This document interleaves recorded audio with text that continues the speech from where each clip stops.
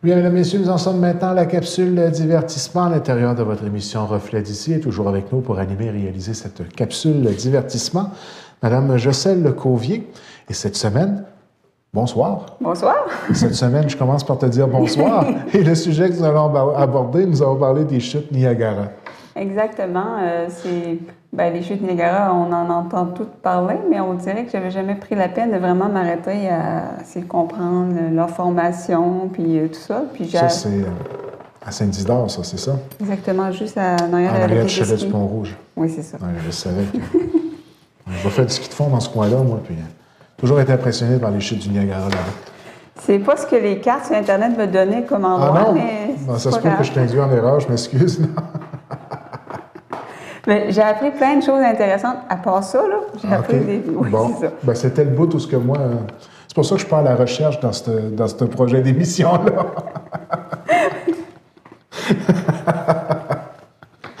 Donc, on va parler des chutes Niagara en Ontario et non celles de Saint-Isidore aujourd'hui. D'accord.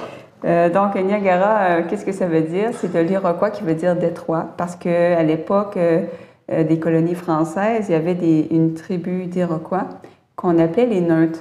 C'est qu'on se servait d'eux autres régulièrement pour aller voir d'autres tribus, parce qu'ils étaient vraiment réputés pour être des médiateurs, des gens qui réglaient les conflits. Parce qu'ils étaient neutres, ils n'étaient pas en conflit avec personne, donc c'est un peu l'histoire là, de... Les talents de communication, là, pour régler les talents de conflits. communication, donc on les appelait les neutres. C'est un peu comme ça que l'histoire de Niagara a commencé. Pas personne n'est disponible pour aller négocier l'assurance-emploi ce temps-ci, non? Il faudrait vérifier.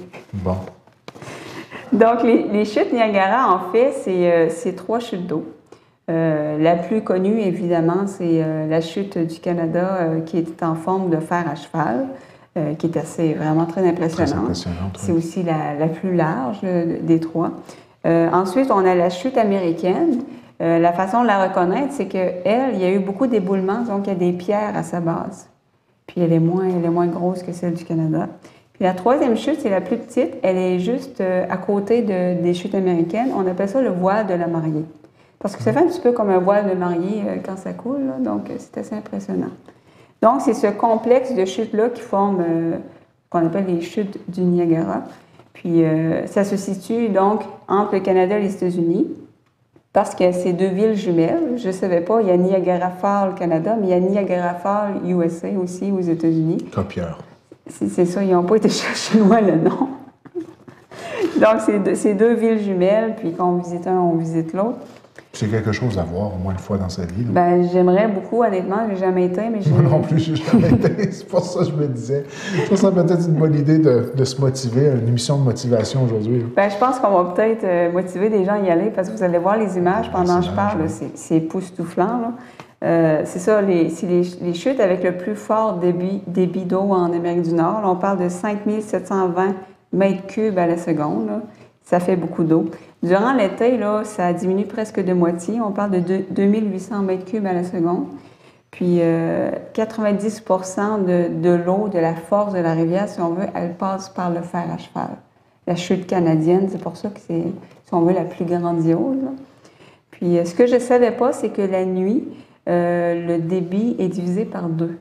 C'est qu'on va l'utiliser pour les centrales hydroélectriques. Parce que sur la rivière, il y a plein de centrales hydroélectriques. Avec une telle force, c'est sûr qu'on s'est dit on va utiliser cette force-là pour produire de l'électricité. Donc, la nuit, on coupe le débit pour l'utiliser. On va détourner vraiment l'eau des chutes Niagara. Probablement qu'il y a une centrale hydroélectrique qui essaie de nous rejoindre en ce moment. Je pense que c'est ça. Une chance, on a quelqu'un à la régie qui va s'occuper de ça. Ensuite, donc, les chutes, pour revenir avec des petits faits intéressants sur les chutes, donc elles tombent de 52 mètres, 170 pieds. C'est pas nécessairement des chutes très élevées parce qu'à la fin, je vais vous parler de chutes beaucoup plus élevées que ça. Mais ce qui fait leur beauté, je pense, c'est vraiment la largeur, là, parce qu'elles ont une longueur de 792 mètres, 2600 pieds. Donc, c'est assez immense. Puis contrairement à beaucoup de chutes à travers le monde, c'est qu'elles sont facilement accessibles. On peut y aller en bateau, on peut aller au pied de la chute, mais il y a aussi des infrastructures. Oui, tout le tour, hein? On te donne une espèce de ciré, là, parce que tu reviens complètement mouillé là, à cause comme la vapeur d'eau. D'accord, oui. Puis il y a des infrastructures pour vraiment aller vraiment près de la chute. Puis, en tout cas, ça là, c'est vraiment impressionnant. Il faut le dire, le commerce touristique autour a bien été développé. Là. Bien été développé, mais on a beaucoup de critiques comme quoi c'est n'importe quoi, c'est beaucoup, tout est payant, puis bon, c'est... oui, apparemment que juste aller s'acheter une crème molle avec la famille, puis tu sors de là une centaine de piastres. Oui, c'était hypothéqué à la maison. C'est à peu près ça. C'est pas juste une chute du Niagara, c'est une chute du portefeuille en même temps. C'est ça. Ensuite, leur formation, c'est apparu il y a à peu près entre 30 et 50 000 ans. C'est lors de la dernière glaciation. Pendant la glaciation, il y avait... Ah, mais c'est pas plus vieux que ça? Non, c'est pas plus vieux que ça. C'est qu'il y avait des glaciers continentaux qui étaient par-dessus où se trouve la région du Niagara. Puis ces glaciers-là, ils ont été vers le sud. Puis en allant vers le sud, ils grattent le fond, la terre, les roches, puis ils vont creuser des vallées. Vous allez voir un schéma, puis on voit très bien là, la topographie de la région de Niagara. Puis vous allez voir où il y a des creux, c'est là où sont situés les grands lacs. Puis à un moment donné, il y a comme une dénivellation, le niveau n'est pas pareil, c'est là que les chutes ont tombé. C'est comme un peu le hasard, la nature qui a fait des belles chutes comme ça. Puis il faut savoir aussi que les chutes, il y a de l'érosion, parce qu'avec la force que ça tombe, évidemment, la pierre en dessous, ça finit par s'effriter avec le temps. Puis depuis qu'elles sont là, les chutes, elles ont reculé de 11 km. Les gens vont voir une image où on voit très bien la différence, c'est beaucoup, là. Puis on parle qu'à chaque année, elles reculent de 0,6 à 3 mètres. Donc ça dépend de la force. De la force engendrée par les courants d'eau. Hein. Fait que ce qui va arriver à la fin, c'est qu'elles vont finir par drainer tout le lac Erie. Je pensais que tu m'aurais dit qu'on va finir par arriver en arrière du chalet du Pont-Rouge. Elles vont rejoindre les chutes de Saint-Isidore, former une grosse chute. Bon. Ouais, c'est ça. Ça va driver dans la brèche en allant bateau. J'aime beaucoup tes connaissances géographiques. OK. Donc, ce qui va arriver, c'est qu'elle va vraiment drainer tout le lac Erie, elles vont disparaître. Donc, le Canada et les États-Unis ont fait une espèce de traité pour essayer de les préserver le plus longtemps possible. Donc, ils vont faire ils vont avoir des moyens, par exemple, les courants les plus forts qui brisent le plus les chutes, ils vont les détourner vers des centrales hydroélectriques. Carrément, il y a vraiment des gestes qui ont été faits vraiment oui, pour parce protéger. Que c'est vraiment en train à un moment donné, il n'y en aura plus. Ça fait que comme c'est une attraction touristique puis c'est magnifique, on est en train de tout faire pour les garder le plus longtemps possible. Donc, c'est ce qu'on est en train de faire. Ensuite, je veux parler des descentes dans les chutes parce qu'on en a entendu parler. Il y a des gens quand tu vois la phénomène, ça donne le coup de se gorocher dedans. Moi, je voyais les images, je me disais, j'aimerais ça aller là. Donc, ça a commencé ça. De crème dinner! Ça va rester ça. Ah oui, ça va rester, oui. Mais le plus surprenant, c'est que la première personne, en tout cas documentée, qui a sauté... Qui a eu l'intelligence de se gorocher dedans. Qui s'est dit, waouh, moi, c'est ça que je fais aujourd'hui. Elle a sauté dans un tonneau, c'est une madame. C'est une casse-cou. Ça m'a assez surprise que c'était une femme. Donc, elle a... Pour moi.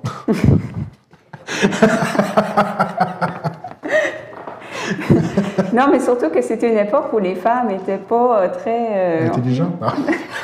On n'avait pas beaucoup de liberté. Ah, OK. Puis, donc, c'est assez surprenant que... c'est ça, elle a survécu. Puis ensuite, il y a une quinzaine de personnes qui ont sauté, qui ont eu la bonne idée. Ils n'ont pas tous survécu. Une quinzaine de gars qui ont sauté après elle, c'est ça? C'est ça, je te disais, tu vois, comment est-ce que c'est. Hein? Nous autres, on voit une femme faire de quoi, on se goroche tout. À partir le bal.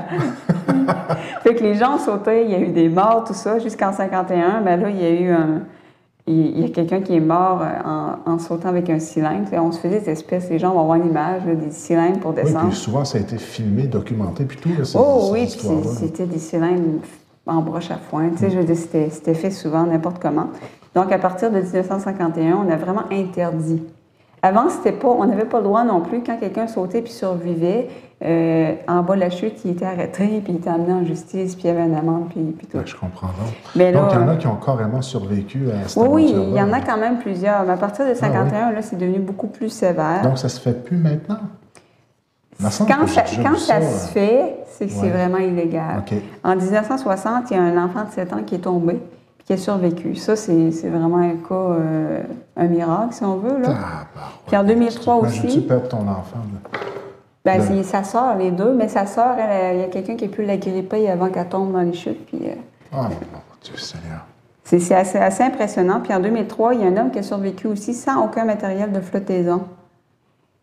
C'est pas clair s'il voulait se suicider ou pas, on ne sait pas trop, mais il a survécu, mais des côtes cassées, puis il magané un petit peu en bas. Là. Puis il n'a pas témoigné par la suite.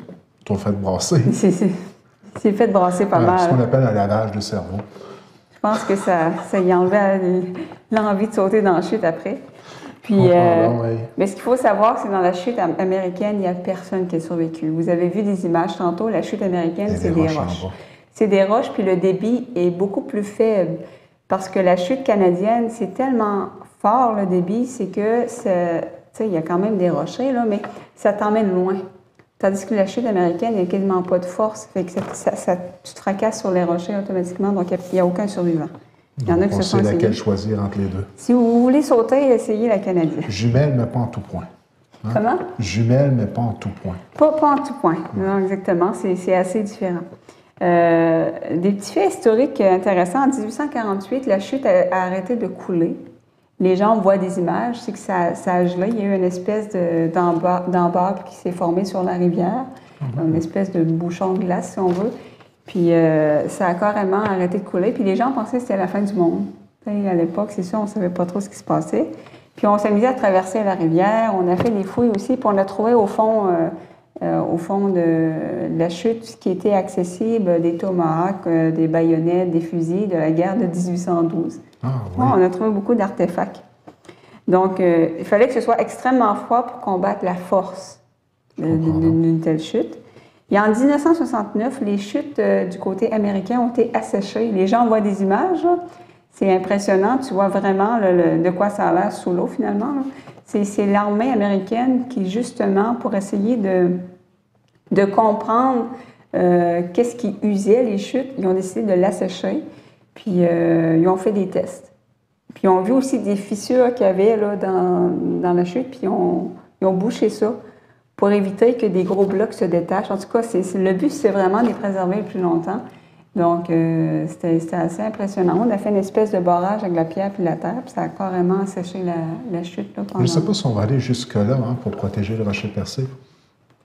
Le rocher percé. Je les vois tout leur faire en plâtre. Le rocher percé, non, parce qu'il vit la même chose. L'érosion, peut-être pas avec des forces aussi fortes quand même, mais il reste que dans les dernières années, il y a eu une érosion quand même assez forte. Oui, on parle, je pense, 10-15 000 ans là, que le rocher va disparaître. Puis ça, il n'y a comme pas grand-chose à faire. Là. Donc, l'érosion, c'est un phénomène assez fort. Hein? Oui.